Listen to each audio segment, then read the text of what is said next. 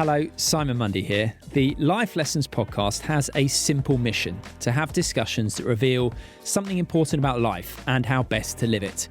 Guests range from the biggest sporting names on the planet through to neuroscientists, psychologists, and world-renowned philosophers and thinkers.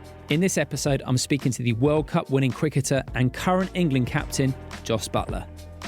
Jos Buttler, how are you? I'm well, thanks. How are you? I'm good, thank you. Pleasure to talk to you. How's the family?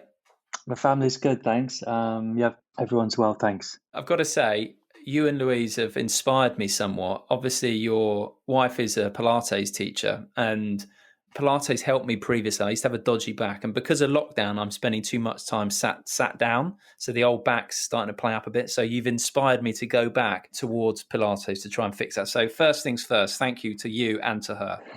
Yeah, it's been good. I've the same. That's what I've been doing. I've got a dodgy back as well. So no, she's done really well, and yeah, I'm glad it's working for you as well. It does make a real difference, doesn't it, for things like dodgy backs? It's highly recommended. Whenever anyone says to me they've got a gammy back, I'm always like, try Pilates. Absolutely, yeah. So, and I think lots of the time, especially in professional sport as well, we think about trying to get fit and needing to do high intensity, hard workouts, etc. But sometimes the little prehab things, Pilates and yoga, is time well spent for a lot of us. Do you still do it even when she's not with you? I do, yes. So now she's throughout the lockdown, obviously taking it all online and stuff. So I can travel with it and try and make sure I do it every day. I really notice the difference now if I don't do it. So it's become a bit of a part of my routine. Well, it's going to become part of mine again. So thank you for that. Right. Like I said, I'm thrilled to have you on, not least actually because, and this is slight blow my own trumpet stuff here, because you were actually, I tweeted once, because you've listened to a fair few of the old back catalogue of Don't Tell Me the Score. I have, yeah. We get lots of time traveling and time on airplanes or going for a run and listening to a podcast. So some of the guests that you've interviewed, I've loved listening to their stories. I think the one I tweeted you about was the Clive Woodward one, wasn't it? And his teacup theory about just thinking about situations and that allowing you to probably have a better chance of succeeding in them. I thought that was a very obvious one. All of us. Is that something you do? You prep for, you plan and visualize forward?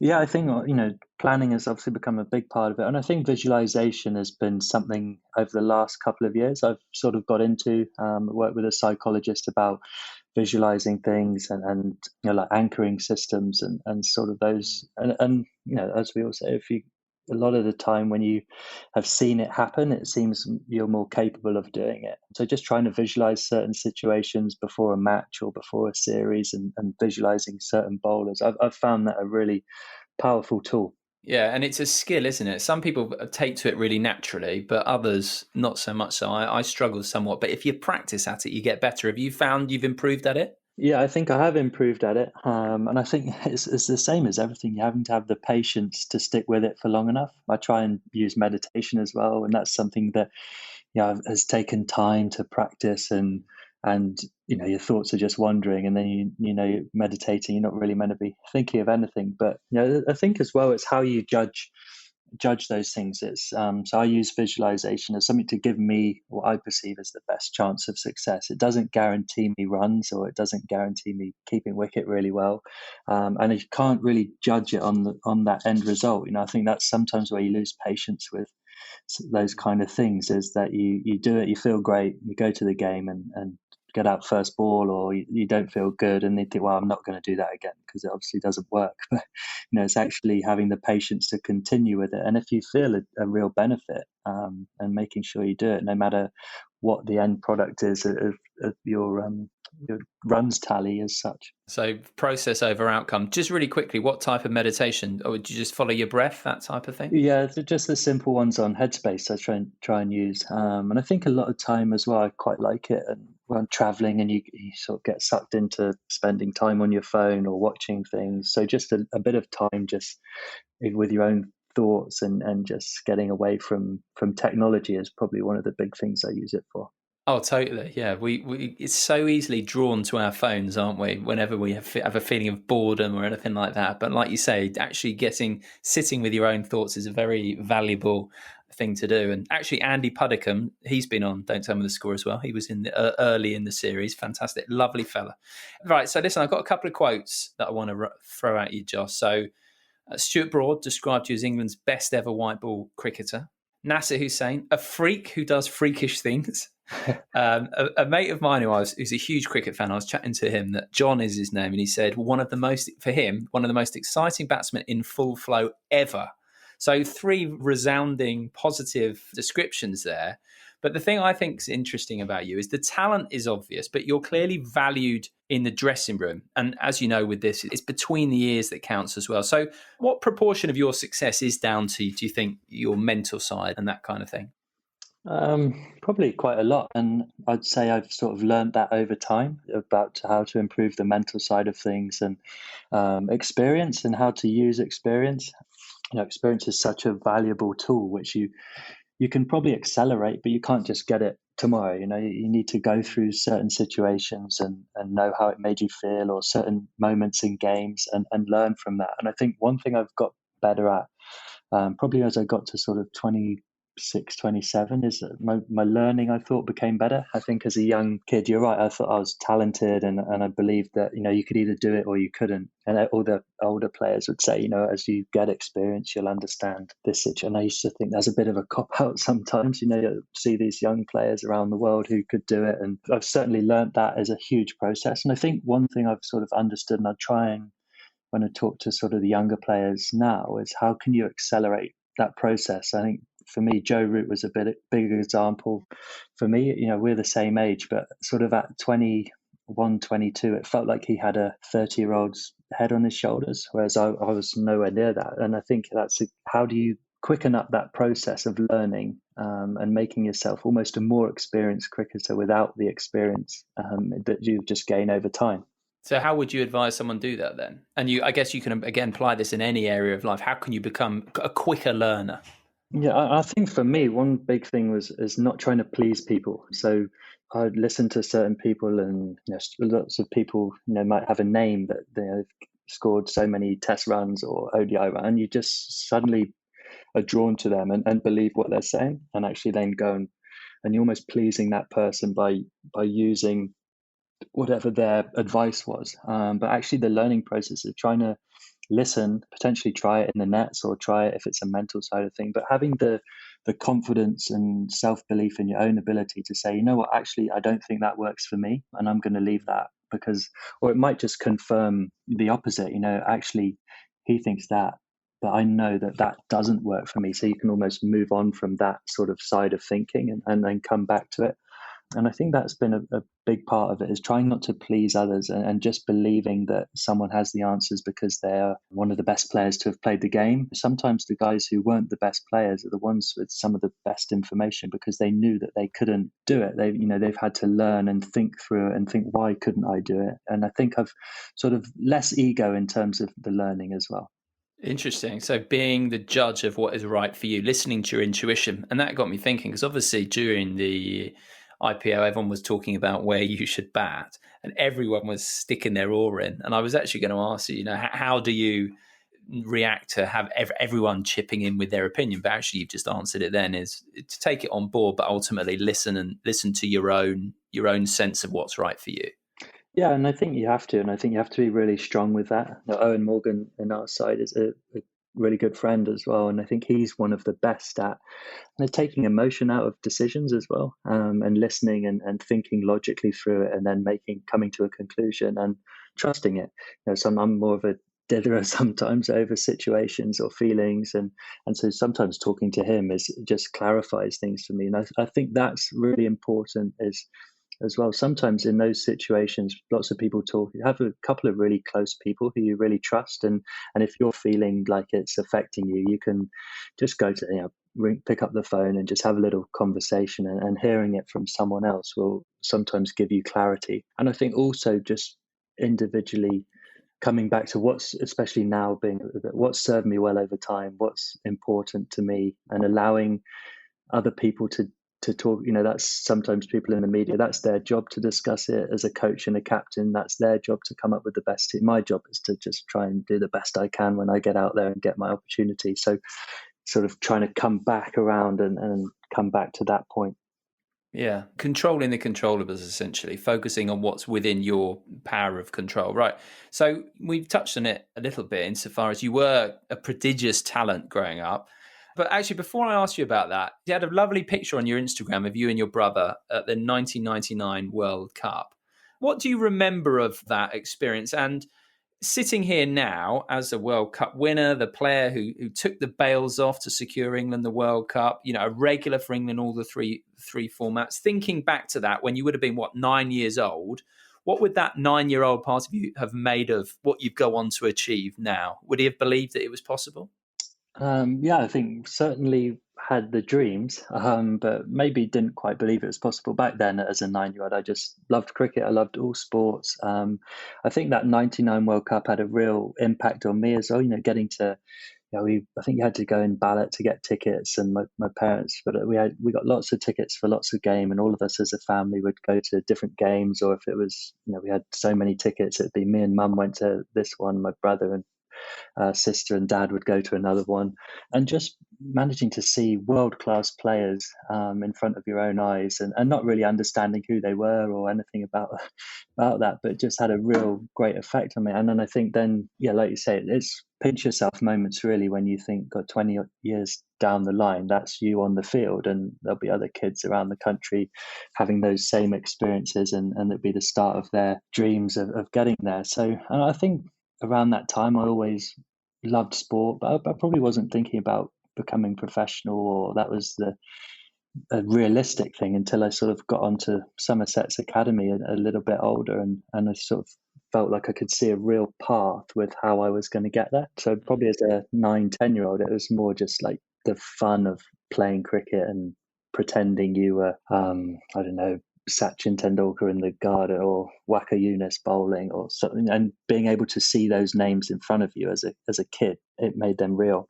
As I mentioned, you were this prodigious talent at school, but to what degree is this right? Insofar as I know your average was up near 100, but it wasn't just about getting runs. Insofar as you were very experimental, so you went for the scoop shot, for example, an unorthodox shot when you were sort of 14, 15. And that struck me as the trait of someone who was looking to the future, of trying things out with a view to becoming as rounded a player as possible. So were you forward looking at that time rather than just thinking, I can dominate this school and dominate that school? I think so to an extent, and I think that partly is born in just the sort of way I liked watching sports. I always liked the guys who could do something a bit different. You'd listen to the commentary and say, this guy's ahead of his time, or he's the only guy in the world who can do this. And I sort of really liked those players and was always drawn to those players. And I think I enjoyed, one of the best things for me is always the practice and the fun in the nets. There's no consequence. You can get out as many times as you like, and being experimental and trying to try new things and think logically through them as to, if I could do this shot, that would bring in another shot into my game, or they never put a fielder there. Why don't I try and hit the ball there in a certain way? And I think the scoop shot as well, sort of, I was trying around with it, and then I remember Sri Lankan player Tilakratne Dilshan it was in England in a T20 World Cup, maybe in sort of 2009 sort of time. And he was like one of the first guys. He was like going right down, and the ball would literally be about to hit his head. And I think then again it was like, he's doing that. They're saying he's forward thinking. How can he then build on that as well? So I was always drawn to those players who could do things a bit differently. So would you encourage risk taking and trying these new type of skills? Obviously using cricket as an example, but for anyone who wants to become really excel at any particular thing, to put that effort in to broaden your skills and be a bit different and go a bit outside of the ordinary when you're in the developmental stage?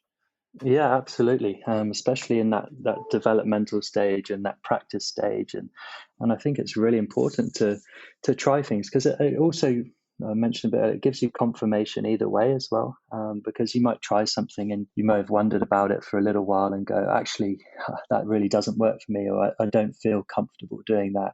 So you can sort of leave it and say I've tried it, it wasn't for me, I'm going to look at something else or a different way of doing it. So, but that's the real fun part in the game. We all started playing these games because we had fun, and that exploration, and a kid playing a game is now again another really nice mindset for me to come back to, sort of feeling under pressure or worrying about my technique. And you sort of go, well, when I was 12, 13, 14, maybe even younger, you had no inhibitions or worries about those things. And trying to take yourself back to that mindset, especially in practice, is a really powerful tool, and it's really fun. I think that's one thing in professional sports. Sometimes you get caught up in the seriousness of it and the pressures, and lots of people talk about the pressures, but it's so fun, and working on your skill and trying to master your particular skill is where the real fun is. Yeah, not losing touch with that part of us that is all about exploration and growth. And lots of talented youngsters, though, don't make it. Oftentimes, talent is seen as something of a millstone around someone's neck. I spoke to Carol Dweck, who came up with the growth mindset and fixed mindset studies, and a fixed mindset being around thinking your talents are fixed. And people who are talented oftentimes, as they rise the ranks and it becomes more difficult and their perceived level of talent becomes a bit more challenged than perhaps when it was young, it can become something that people struggle to then push on and kick on. But clearly in your case, you were marked out as a talent early doors, and you've gone and completely fulfilled that talent and are continuing to do so. Why do you think you weren't a talent casualty, if you like? And have you seen others who perhaps were marked out for great things fall by the wayside? Yeah, I think you do, especially in cricket, growing up through the ranks, and you come to sort of the games against different counties or the England age group stuff. So you always see some guys and you think, well, this guy's going to go on and be the next Ian Bell or the next Andrew Strauss or Alice. And then, a few years later, they just never seem to kick on. And there's also, like you say, late developers who really sort of surprise you. You think, oh, when we were young, he wasn't that good, but now he's very good. So I think, like you say, it's a real mix of things that you need to make it. I think one of the big things you need around that talent is that real drive to make the best of yourself and to become one of the best. And like you say, when your talent gets challenged, that's when you need that inner drive that you want to push through it and you want to get to the next stage and you want to, okay, at the moment this isn't working. And it's that real hunger, I think, for me, is to try and fulfill my potential. Like you say, I feel like I've got so much talent, and it's like,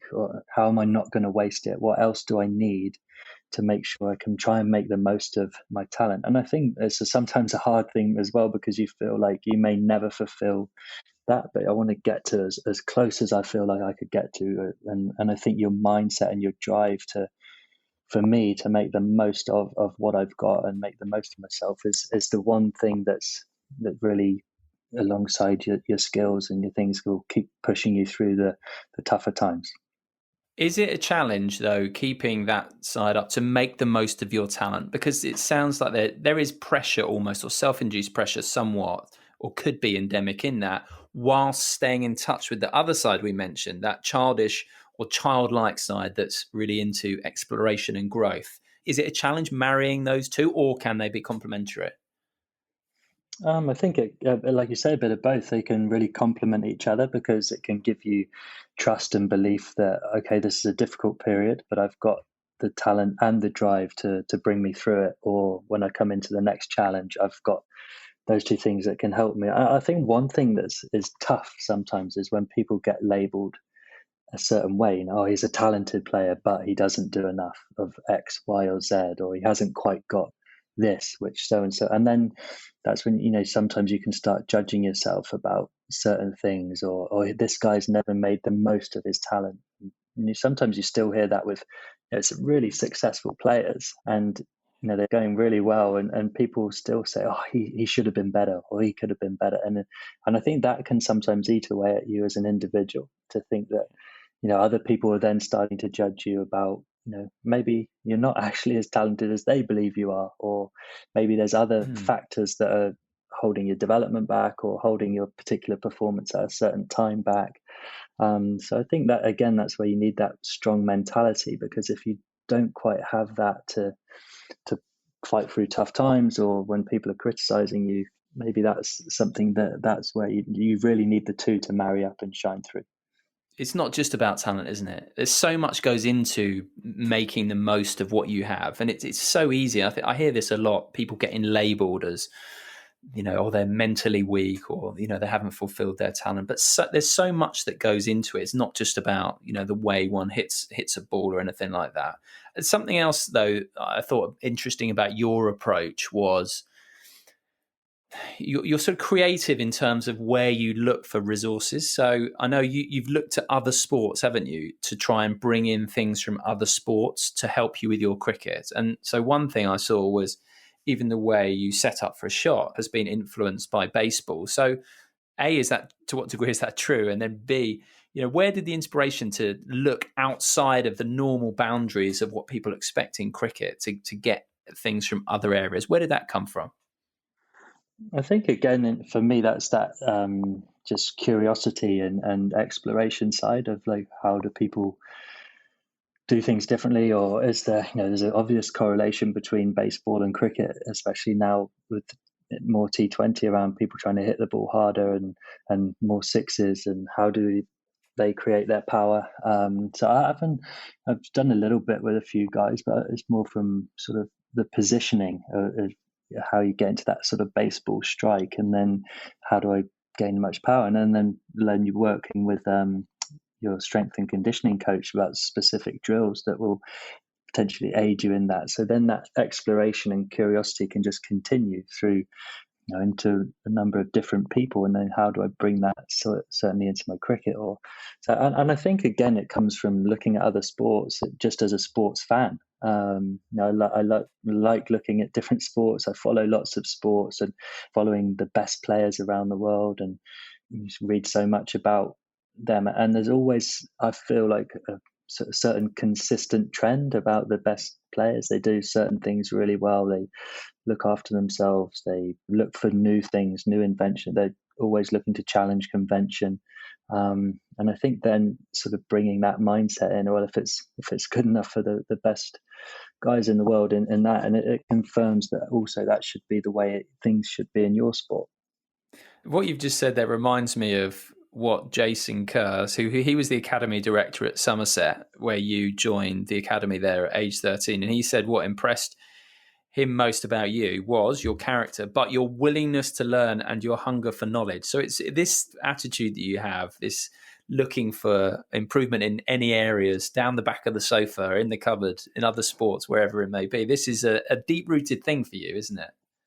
Yeah, it is. I think that's again, like that curiosity side, and I think what I was talking about earlier on when we were saying about how you learn better. Sometimes you can sort of drown yourself in knowledge and sort of that thirst for knowledge, and actually forget about yourself and you as the individual and what you do. So that's the balance that I didn't always have, and I've tried to get better at in terms of learning. But I found it fun as well. I find it fascinating to listen to players. One of the best things about the IPL for me is you can just watch people train. You get to go to the ground with guys that you wouldn't normally play with, and other guys who are the best in the world. And in a lot of the time, like, two sides will be training at the ground at the same time, and just watching people do things. That you can learn so much from just watching, and not always having to ask questions about things. And that's interesting how he does this or that particular drill that he's working on for that particular shot. Maybe that's something I could bring into my game. And like you say, as a youngster on the academy, I was very lucky that someone like Jason Kerr was very sort of provided a environment where we were all encouraged to learn and to push boundaries and to try and, one of his big things was, when you're training around the second team and the first team, why someone on the academy not be doing something better than they're doing? Why does it have to, we just follow their path? Why can't you challenge them to be, you're training harder than them, or you're doing a drill that they should be doing and stuff. So I thought that was a really good way of looking at it as well as a youngster. I'll come to the IPL in a mo, but in terms of your international career, so you made T20 international debut age 20, one day age 21. Was it 23 or 24 when you were test debut? I think 24, I'd say. 24. So you moved fast, didn't you? When you did each step up throughout your career, first of all, were there anxieties about am I good enough, which is a very normal thought or feeling to have as you take a step up in class? And B, each time you did progress, did you take the time to sort of pat yourself on the back and acknowledge, okay, here is another step up. Well done, me. I certainly had anxieties and that nervous feeling when I was starting out. I remember my T20 debut really well, and walking into a dressing room with Graham Swan, Kevin Peterson, Stuart Broad was the captain, and these are guys I've been watching on the TV for years, and then suddenly you're in the same dressing room as actually felt a bit out of place. You feel like I should really be here. I'm not on these guys' level.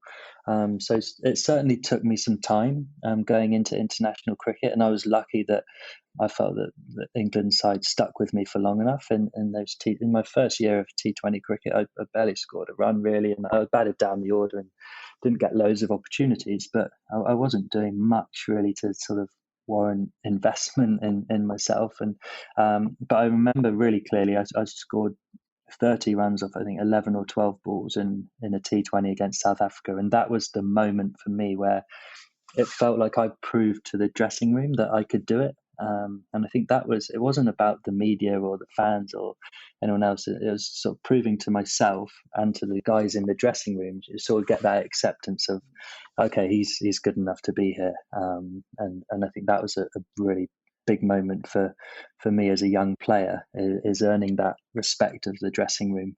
Yeah. They may never have even been thinking those things, but it certainly made a big impact for me to sort of feel like now they've seen that I can do it. So self and colleagues, I mean, I think, again, that's something that we can all relate to, but you do have the added pressure of the fans and the media. But speaking of the media, just to fast forward to the Ashes 2015, which I know was a bit of a harrowing time, because I know you don't feel like you played your best and that's in your own words. England did win that series. How did it feel feeling personally dissatisfied with how you played, yet at the same time being part of a winning team? Yeah, great question. It's a really strange one sometimes. I think actually I look back with great memories of what the team achieved, but obviously disappointment in sort of my part in that, and like you say, when you're looking for that respect of your teammates, sometimes I feel like, well, I was a bit of a passenger really through that series in the way I played, and I didn't contribute loads to that series win. So it gives you a bit of an empty feeling when you look at your individual stuff. But one of my favorite things about this, so you look around at some of the achievements of some of the other guys, and it's just amazing to be on the field for those moments, or in the dressing room watching Joe Root score another 100 or whatever. So being a part of that side, there's some special memories, but they weren't sort of individual memories of me doing great things. So, and I think cricket is a strange one in that sense, that it's such an individual sport in a team environment. You're very much, as a batter, you're on your own really, and it's down to you as an individual. Obviously, you're part of a bigger team, and the same with the bowlers at times. So yeah, cricket is a strange one in that sense, and I also think having won the series, and then almost after that, people saying like, "What's your favourite thing you've done in cricket?" And I almost felt obliged to say winning the Ashes in 2015, because it's obviously such a big thing for everyone, win the Ashes, and I'm so lucky to be part of a winning side. But it was almost kidding myself, because I went through it finding it so tough and not actually that enjoyable, and got dropped from the team soon after. Just to zero in on one person's criticism. So Jeffrey Boycott, he really did lay it on thick. He was saying things like, I mean, very typical Boycott stuff, rabbit in headlights, pathetic 7-year-old schoolboy, all that kind of stuff. Now, I know what it's like, and we can all relate to this these days, on focusing or being hard to shut out negative feedback. So, I get messages about my podcast, and most of them are really nice and they're lovely to receive. And you get the odd one that isn't, and it tends to stick in your mind. But those are messages that only I get to see, let alone feedback that would be headlining, for example, the BBC Sport website. So how did it feel having someone pile in like that? And I know you weren't alone, but how did it, were you able to stop it impacting you too much? Probably say at that stage of my career, not really. I'd say I probably was quite aware of it. Like you say, in this day and age, it's very tough to shield yourself from everything that's going on social media. Somehow it gets to you. But I'd say back then, I probably would let that kind of thing affect me, and I'd probably let kind of things like the opposition would say to you sort of affect you. And um, so I think it is tough. And I remember that particular series. I talk about that learning. Everyone built the ashes up so big, and I almost was like, "God, I need to change everything I'm doing now. Mitchell Johnson's coming and X, Y, Z. I obviously can't do this, this, this," and focused a lot on negatives of myself as opposed to the how can I score runs or this is my strength, etc. And then I'd let that drip feed into me from like the media. A lot of the time in the dressing room, the TVs are on, and you come in at lunch and someone's doing a 10-minute piece on why you're not scoring any runs, and you don't want to watch it, but then obviously there's that curiosity in the mind of actually what are they saying? I wonder what they're talking about. So I'd say it is tough to shut out at times, and especially when it's well respected people. And I know Jeffrey Boycott's quite outspoken on certain things, so you sort of take things with a pinch of salt. But especially if it's someone you really respected and liked as a player before, who's then having to give you some criticism, sometimes that can really affect you. But one real coping mechanism I've sort of tried to use is to understand that's people's job. Especially the guys in the commentary box or writing the newspaper articles. That is his job to give his opinion. It doesn't mean it's right, but that's what he gets paid to do. So to let them do that and sort of not judge that. It's not a personal thing. I think that's sometimes a struggle is you sort of take things very personally. It doesn't make me a bad person that I had a bad cricket match. So to try and separate the two as well and not let it affect your life like that. Yeah, that separating of the two is absolutely crucial, isn't it? And it does strike me that you're good at doing that. And I'll come to your perspective, because well, there are a lot of sports people who struggle, for example, when they retire, and obviously a lot of their identity and self-worth is really bound up in what you do. But it does strike me that you're quite adept at separating Jos the cricketer or someone who plays cricket from Jos the person. Is that accurate? I think so. It's something I try and work on and try and remind myself of a lot. A simple analogy of sort of picking up a newspaper. If you start at the start, by the time you get back to the sports pages, you realise that not getting any runs last night is not really that much of an issue in terms of thing. But that's also a challenge at times because in my life sometimes that is a big issue, and there are knock-on effects potentially in certain things that it can have. So I think you have to find a balance in those kind of things. But perspective, I think, is really important. And I like trying to find, where does cricket sit for me in my life? It's obviously a huge thing, and it's my thing, and I try and be the best I can be at it. But really, in the grand scheme of the world, and especially at the moment, the things that have been going on from COVID, it certainly makes you take stock and say, actually, you know what, it's not. There are other things that have huge amount of value that I have in abundance, and they're not anything to do with cricket. And does that outlook paradoxically help you play better? I think at certain times, yes. I think it allows you some freedom. I think it allows you. It feels like you got space to breathe sometimes. We can heap pressure on ourselves, and but one thing you always talk about when someone's in the zone, and it just talks about the post-match interview is always the same, isn't it? I wasn't really thinking anything. I was clear. Everything. So how do you get in that zone? And a lot of time you need the freedom of thought to be there. A lot of the time, if you're thinking about technical thoughts or someone writing thing in the media, and so it's just detracting energy from actually your focus needs to be just watching the ball and reacting onto certain different things. And I think that perspective does give you freedom to play because I like coming back to that child mentality.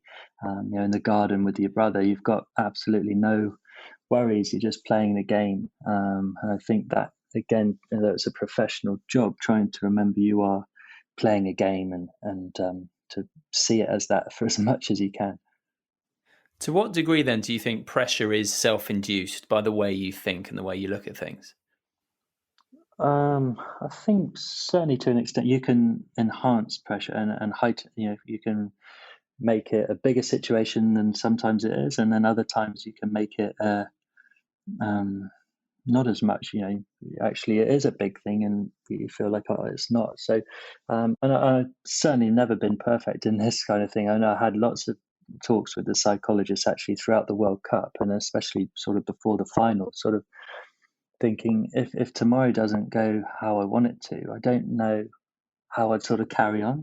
So in that sense, I was making it the biggest thing in my whole life at that point.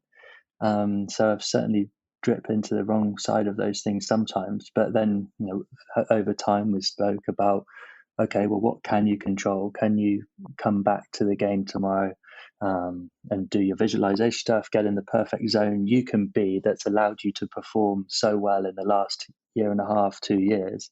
All you have to do really is bring that tomorrow. That's the only thing I could actually do and control. So that the pressures, of course, of the outcome are different at times, but actually what I can do to affect that at my best is always the same. So focusing on the things you can control. And in the moment, you spoke there a minute ago about not thinking too much, for example, about technique or about what people have said or written.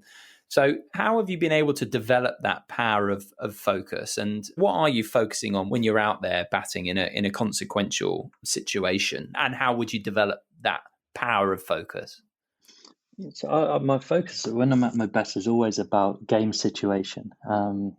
Especially that's why I've naturally found sometimes one day cricket easier than Test cricket because the situation is sort of laid on in front of you a lot of the time. So say for a 50 over match, when I come into bat, we need 120 runs off 20 overs. So I know straight away what the situation dictates of the way I have to play. So that's always sort of my focus is trying to think outwardly about game situation. And then trust is a huge one to feel like, okay, I trust myself that I have all the tools and all the right things I need to be able to achieve that.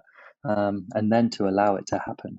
Your subconscious brain is so powerful, and especially in cricket, I've hit millions and millions of cricket balls over my lifetime. So what's different the way I should going to react to this particular ball? It's all ingrained within you. You've done all the work, so allow yourself to be in the game of what's happening on this particular day, and focusing on game situation and gameplay. Is always when I'm at my best, the sort of things I focus on. So sometimes in Test cricket, I find it, over 5 days, so either on day one, and sometimes there's so many ways that the game can unfold. So sometimes I find that it's not a very clear picture. And then I sometimes get confused of, how should I play at this particular moment? Whereas in one day cricket, it's usually a little bit easier. When someone is bowling the ball at you at 90 mile an hour plus, and there's such a difference watching it on TV to being, first of all, watching it from the stands, and then I imagine even more being out there in the middle. The first time I remember seeing a match live, I was like, couldn't believe how fast they're coming. Is it totally instinct? Are you almost surprised at what you're doing with the ball sometimes? Sometimes, and I think sort of for me that purest form of batting, like I said, is when your subconscious is in complete control and um, you're almost a spectator of your own body, almost, aren't you? I think that for me is the zone, sort of, that you have no real thoughts, and it's complete trust in your body and in your practice and in everything that you've trained for. That whatever this ball comes down, I will react. My body will do it for me if I allow it to. So I think that's sort of the purest form of batting for me, and I think trust is a huge part of that. You have to trust that you've done the work and you've done the ugly training at times, to face 90 miles an hour in the nets or some uncomfortable practices is never very fun, actually. But if you can get through that and in the practice, and it takes you, in that game situation, you've done the work and have given myself the best chance of succeeding, and then allowing, like I say, allowing your talent to do the job for you, allowing all those that muscle memory and that subconscious thought to take over. I love that sort of idea. You practice and practicing hard and refining your skills and putting yourself under uncomfortable situations in practice and then going out and ultimately letting go and surrendering. That seems to be a real formula for success in across all sports and in most things, actually. I mean, for me, if I think of preparing for a podcast, I know if I do the prep, if I do the work, and then you let go, it's such a formula for success, don't you think?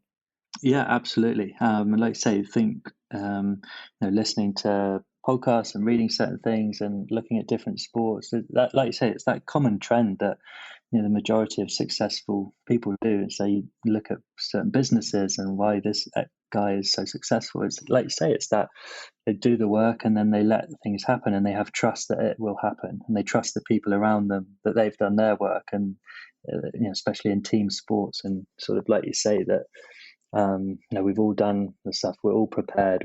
We're good to go. Let's now go out and let it happen. Just a quick thing on perspective. You're well known for having F it written on your bat. Is that still the case? And where did that come from?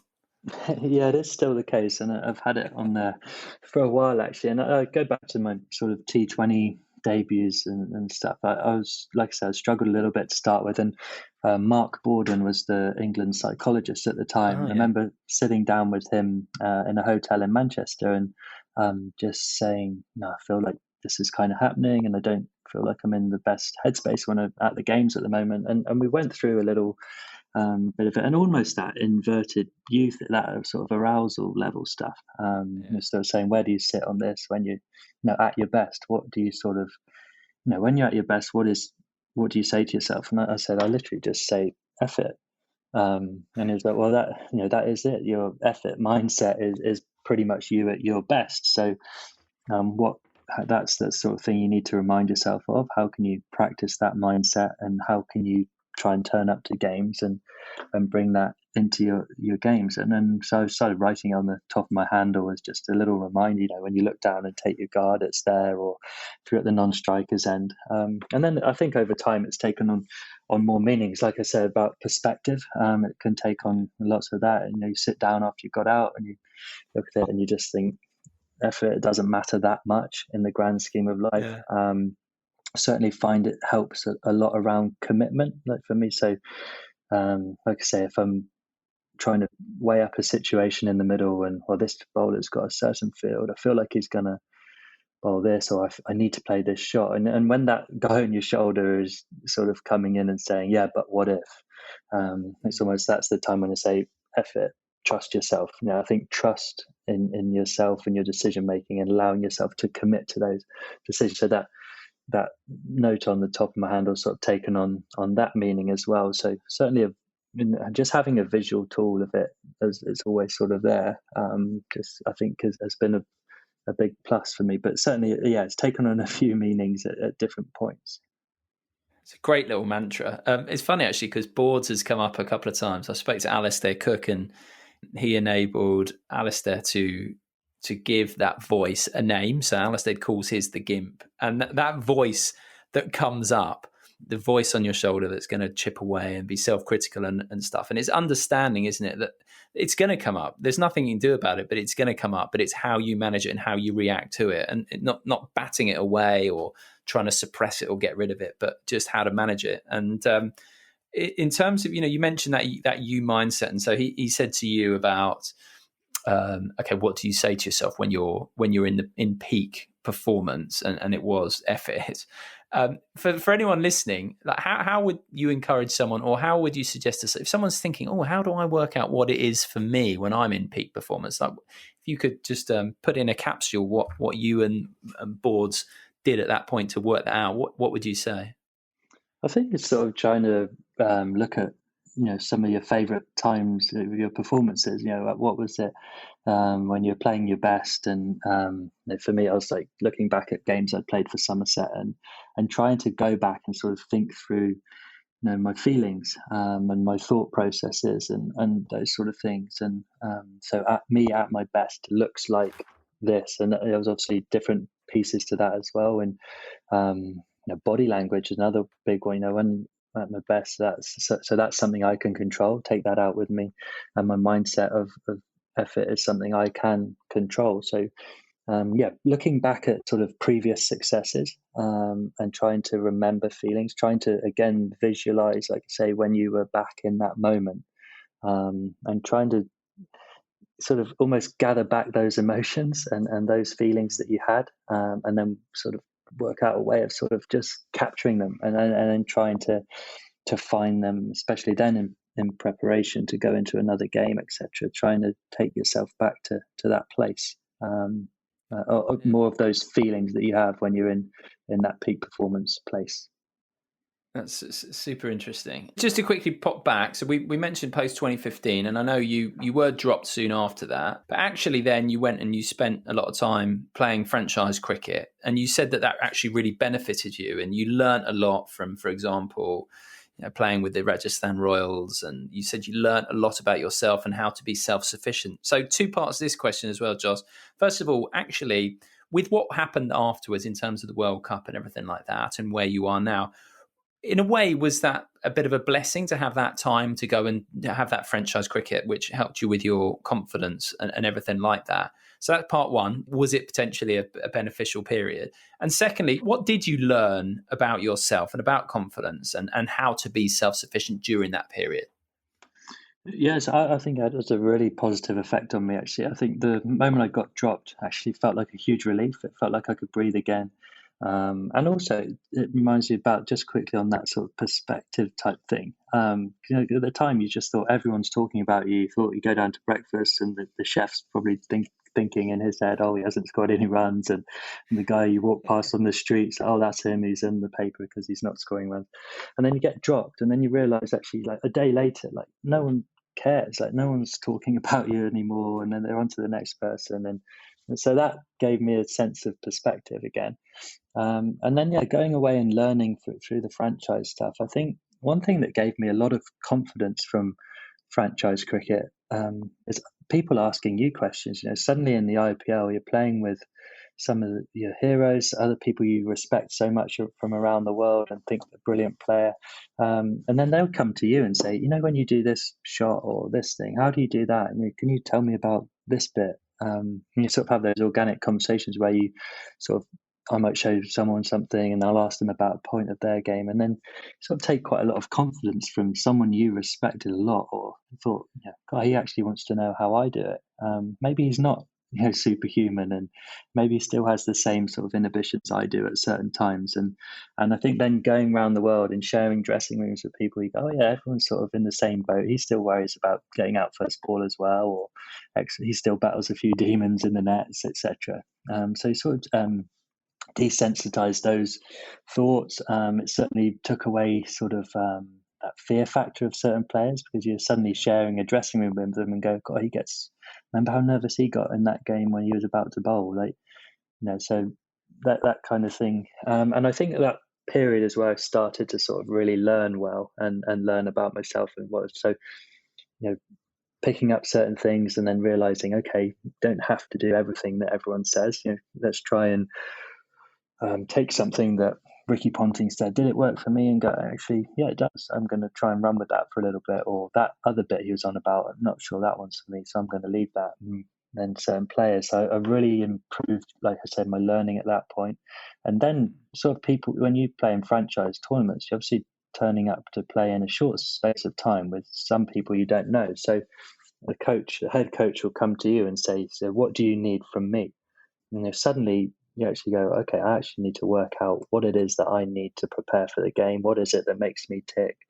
What do I need to ask him to get the best out of me? So I think then you start, sometimes with, as a younger player and with England, and so you sort of, as a youngster, you certainly assume that, they'll tell me what I need to do sometimes, or practice has always been done in a certain way. So you sort of feel like, I have to do that, even though I might not particularly want to. So that freedom of someone coming to you and saying, what do you need to get ready for the game, made you sort of really think about that and take ownership of okay, this is what I need for my practice, this is what I like to do.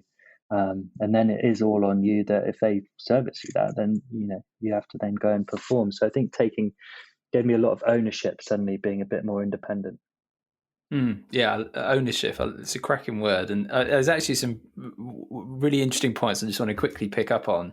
First of all, realizing that everyone is human, because it's so easy to put people on a pedestal. And again, just to go back to my chat with Alistair Cook and his conversation with Mark Boards, and who said that, yeah, even Barack Obama, when he does public speaking, has his own gimp. And Alistair was like, what, really? Like everyone is human and prone to the same self-doubts and self-critical thoughts. We're all one and the same in that regard. And then when you were talking about when you were dropped and you were projecting your thoughts out onto the chef or whatever else, I can relate to that, and I'm sure lots of us can too. We have thoughts about ourselves and imagine everyone else's, but the fact is we live in a hugely indifferent world, which is on one hand a bit of a difficult thought almost, to realize that how little people care.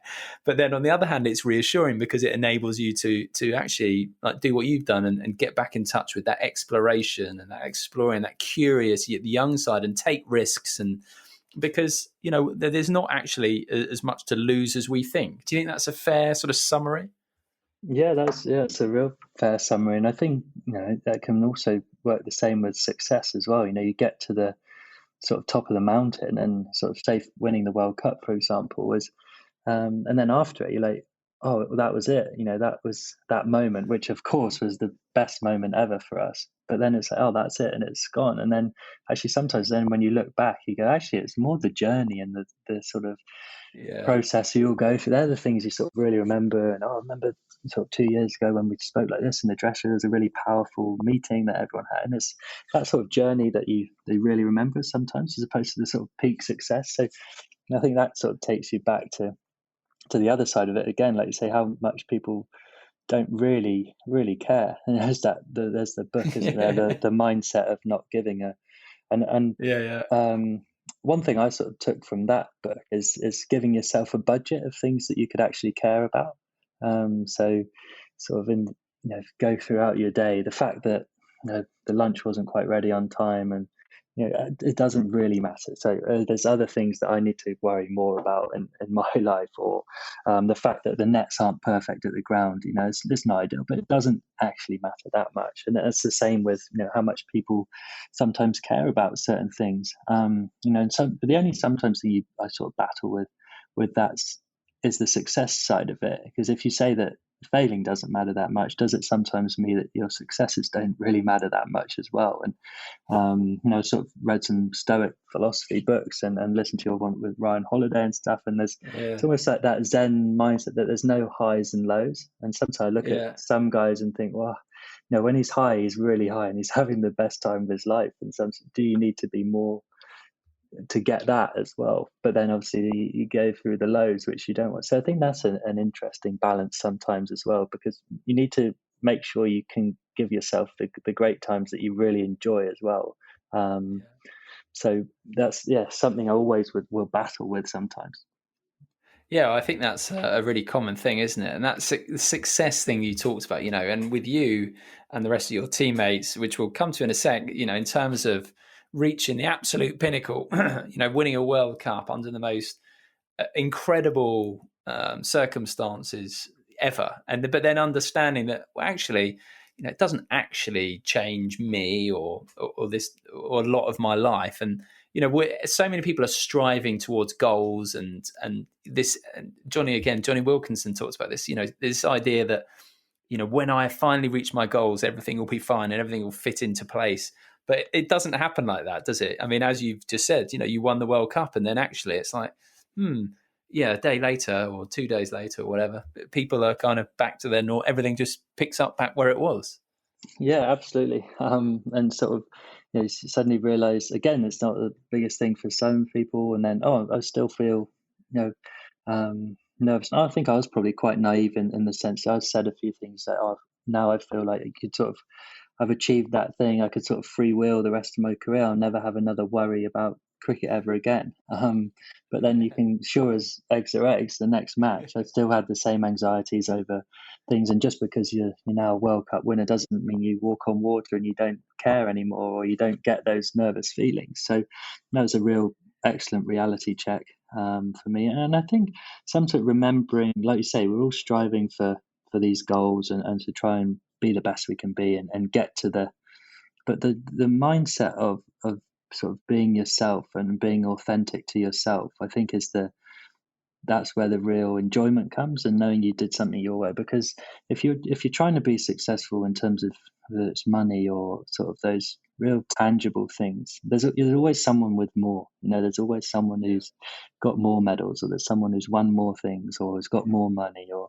so you never really satisfy yourself. So to try and have a mindset of authenticity and being the best version of whether that's being a dad, or being one of when I'm with my mates, being the best mate you can be, or being and those real intangible things, like you say, and that process of going through it, and as of your journey towards success is almost the more enjoyable part of things. Manoj Badali is the owner of the Rajasthan Royals team, and talking to him about his business, he's a lot involved in like tech startups, and in talking to him about, you could just see that glint in his eye. That's the fun, is the initial, is trying to get there. Can I get this idea or this app to that point?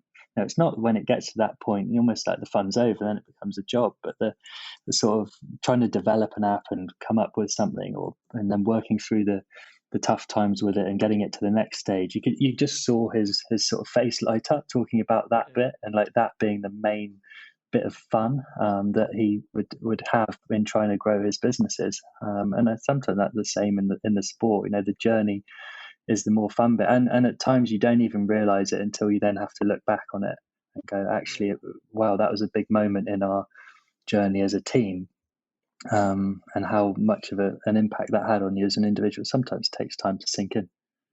Absolutely. No, I love that. And it's flicking it round, isn't it? Like there is definitely a common thinking, a way of thinking of, it's in the future. But if you live that way, as they say, you die without eventually living. If you continually live for the future, but if it is the journey and those moments along the way and the excitement of, can I do this? That's where you find your joy, then you're a spiritual master, I think, essentially. Right, we got to finish, Josh. Just on the final. Obviously, first, something actually, I watched an interview of you before the World Cup had even started, and you were talking about how grateful you were for the opportunity of the home World Cup. And I thought, the fact that you saw it as an opportunity and that gratitude, really, that must have really set you up really well. But let's move to the final. You scored 59 runs, 110 run partnership with Ben Stokes, the super over, boundary on the final ball. But it is obviously that moment where Jason Roy pings it in, and you've got to catch the ball and knock the bails off. Could you describe what was going through your head at that exact moment as the ball was whistling towards you? Were you free of thought? Were you just focused on the process? What was going through your head at that exact moment? Yeah, I've been asked that question a lot, and really not a lot was going through my head, but I knew, like you say, you're on that subconscious, you're just doing your thing. Obviously the consequences are completely different, but in terms of the fielding and the run out, it's actually quite a simple run out really to execute. I really remember before Joffre bowled the ball, just sort of thinking to myself, just do your job. Like, whatever happens here, do your job. In a way, don't be the one to mess it up. But just this ball, it's one ball, do your job, whatever happens. And if the ball comes your way, just do your job. And then sort of in the moment, I knew sort of the ball, he bowled the perfect ball, it gone straight to a fielder. And then you sort of switch into you've got time, because if there's no way you can get back in time, we've got an opportunity. So then you're on that autopilot type way, just collect the ball and take the stumps. It sounds so simple, and it is really. Obviously the consequence is different, but it is that simple if you can stay that present and in the moment.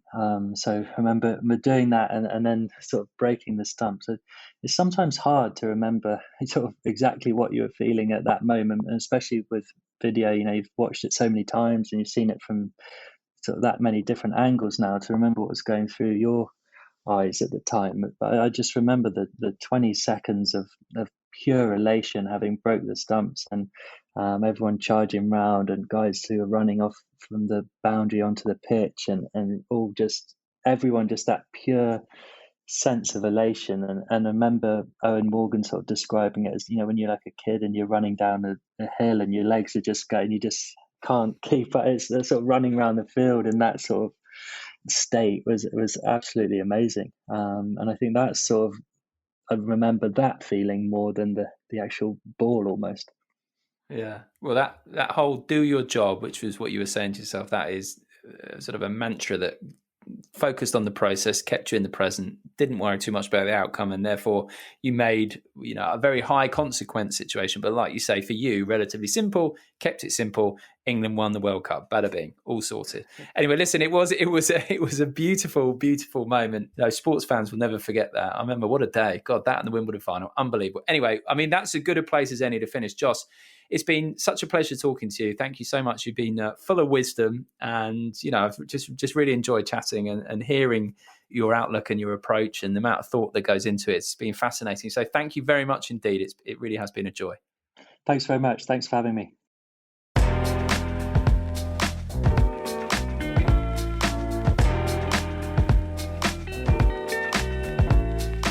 I hope you enjoyed this episode of the Life Lessons podcast. Please do check out my website and all my resources on there, simonmundy.com, and get in touch via Instagram @SimonMundy.